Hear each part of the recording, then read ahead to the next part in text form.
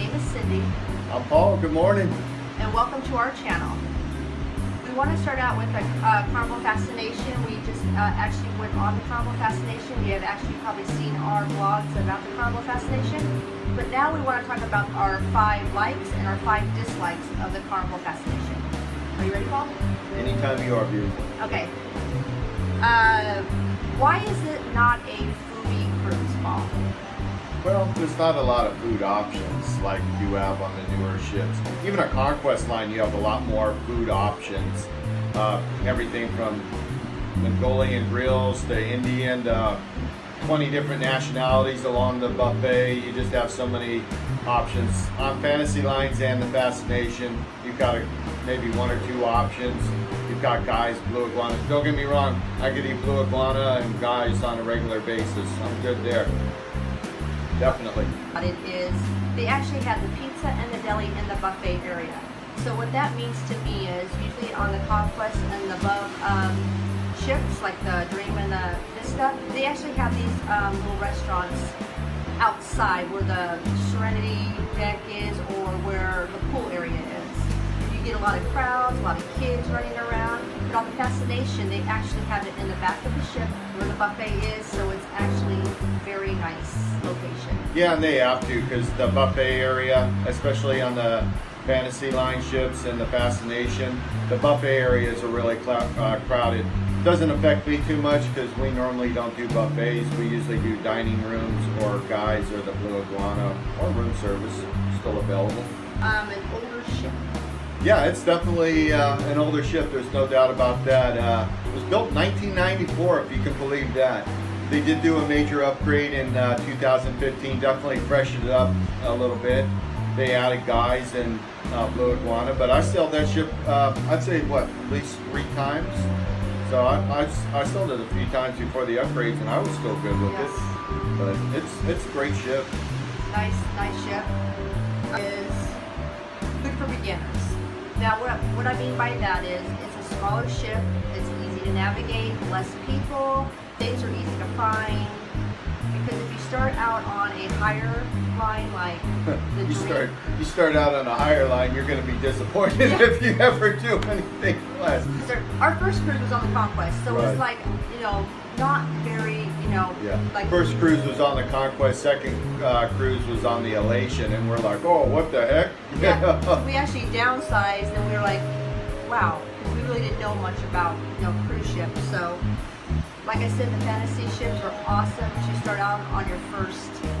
Yeah, and what I would recommend for first-time cruisers is maybe just do, if these people are, I'm not sure if I'm going to like a cruise, or I'm stuck on the boat or the ship, my apologies, but I say do a 4 or 5 day, and just go ahead and try it. Try a small one. It's cheap. It's a great way to get your feet wet there and cruising. And see if, but I would definitely book one that's got quite a few shore excursions. Don't do one with a lot of sea days, especially on a smaller ship. Just, get your feet wet. They're easy to get on and off, not a lot of people. It's just not overwhelming. The big ships can be a little overwhelming for a beginner. Now our number 3 dislike is operations. Now what do you think of that, Paul? Well, we had some problems with operations. We did, Carnival offered us an upgrade for a couple $100 more to get a balcony, but they didn't communicate to the room steward. Room steward playing the front desk playing the room steward. They kind of went back and forth. Nobody owned it, nobody took responsibility, and that's like the first thing in customer service, because we all understand things can happen. It's how you take care of those things that makes the difference, because everybody understands things happen, but if somebody owns it and resolves it and takes care of it and makes it right with the guests, everything's good. So that was a definitely dislike, and we had to go back a couple times on things that we ordered and bought and didn't get, and we kind of were a little snooty about it. I think they need to get a little more dialed in on their operations, but it's still all good. Don't get me wrong. Still enjoy those yeah. Just need a little sharpening there. But that's number 3 of our life. You like the layout of the ship, especially in the back of the ship. The Serenity and the alchemy bar was right back there. Oh yeah, that's a great area to have. Alchemy right there, and it's kind of away from the casino. And some of the Dream Class have the Alchemy right there where the band and dance floor is, and people are doing cheer packages and they're doing their multiple drinks there, and sometimes they're falling into the dance floor. And so I think it's good to keep the band and maybe the Alchemy a little separated. That's just an opinion. But there's a little tip for you. In the back, they actually have a little access to the Serenity deck, so you can actually know how to go through the buffet. You just go right through there. Yeah, that's really cool. You just buzz right through there, and you're right out onto the floor, to the Serenity and out to the jacuzzi and whatever. It's a great little passage there. Absolutely. Now our numbers like is the food quality. We're not saying every ship is, you know, bad, but we just had a little. No, most ships are great. Yeah. I would say out of all the 16 Carnival cruises I've been on, I'm going to give this one a 5 on the food, which is average.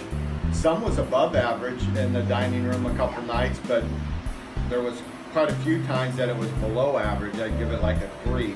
So I'm going to give it a 5. It definitely had some problems with breakfast in the morning. Yes. Breakfast was struggling. I guess a lot of people go to buffets. I do dining room. I do dining room for breakfast and dinner. I don't generally do buffets. And one thing on the Fascination ship, I'm gonna not recommend the buffet area, because the ship, if you've seen on our videos, the ship was not crowded. The only place that was crowded and you can't move is the buffet area. That buffet area is packed all the time, and that's what I don't like. Well, I think a lot of people first-time cruisers don't understand they can eat breakfast in the dining room. Yeah. So I think that's we hear that a lot. Yes. Like people comment like, "Oh, is that included? Was there an extra price for that?" So I think that's why they're afraid to go. And hey, you know, for your thinking about booking a cruise or something, don't be afraid to ask. You know, unfortunately, we're getting away from back when I started cruising in 2010. Everything was included. I don't even think they had the steakhouses back then. The rack of lamb, everything used to be included in the steakhouse. Now they're taken away, but you know, don't be afraid to ask. Who cares? You know, they're there to make you happy. Is the casino bar? Why don't you like the casino bar, Bob? Well, not that I dislike the casino bar. Not too many bars I don't like, but my issue is where the band is. It's right on the walkway, so nobody can really dance there. You have all the flow from the comedy, the dining room, all the pictures, and if you want to listen to the band, a lot of times I like to be in the center of the band, so I've got a good sound stage. The problem is you have to sit to the right by the windows, so you're kind of off, and it's kind of hard to get into the band. Usually we spend a lot of time listening to the live rock and pop music, but we generally like live music, and I think that's an issue with all fantasy ships, just not the Fascination. They're right there in the walkway, so it's hard to really get into the band like it is on a Dream or a Vista class. We're not against smokers, but where that Fascination was, actually near the band, there were a lot of smokers, and people would actually just stop and smoke or stop to look at the screens of the sports. So it was kind of hard to enjoy the bands. Yeah, so that's a good tip. If you're maybe, you know, have asthma problems or breathing problems, or you don't like smoke smell on your clothes or something like that, maybe a fantasy line's not for you. Maybe you should think about I would say, because Conquest is kind of the same way. Yeah. So yeah, you should think about a Dream class Vista. or a Vista class, absolutely. Alike is the Serenity deck. Why do you like the Serenity deck, Paul? Main reason I like the Serenity deck, that's number one. That's got to be the number one light. We both work in kind of stressful fields. We deal with a lot of people, and so we like to just sit out on the back of the ship there and read a book, relax, spend time together, just sit in the hot tub and look at the wake out there on the app. It's definitely my favorite part of the Serenity. It's very quiet, light music. You got two jacuzzis back there. Yeah. A lot of shade underneath the deck for in case people don't want to be out in the sun. Yeah, absolutely. Very enjoyable. Yeah. Now, what was the reason why we booked this cruise, Paul? Number one, the ports, the itinerary. You got 6 ports in 7 days out of San Juan. No other cruise that I'm aware of does that. I mean, maybe on a different line, Royal Caribbean or something, but you can't beat St. Lucia, Barbados. Check out our videos. The beaches there are amazing. Beautiful. And St. Martin's great. I mean, everything's great. I mean, that's the #1 reason. And I'm going to say that, and right there with the price. The price of fantasy ships you cannot beat. We paid $850 for both of us. Total. Tax fees, taxes, fees, port, everything. And then we got the bonus plan. We hit the lottery. They offered us a aft balcony on the back of the ship for a $200 upgrade. Yeah. One thing on, if you have to have a balcony, you might think twice about booking a fantasy ship, because there's a very small number of balconies and they're double the price. Roughly, you know, pretty close to double the price. I wouldn't pay that. And one thing that I don't like about having a balcony, and it's kind of like we have a balcony here at this hotel, it kind of keeps you from enjoying the ship or the property, and you kind of just stay in your room and your balcony. If you like to stay in your room, hey, that's perfect, get a balcony.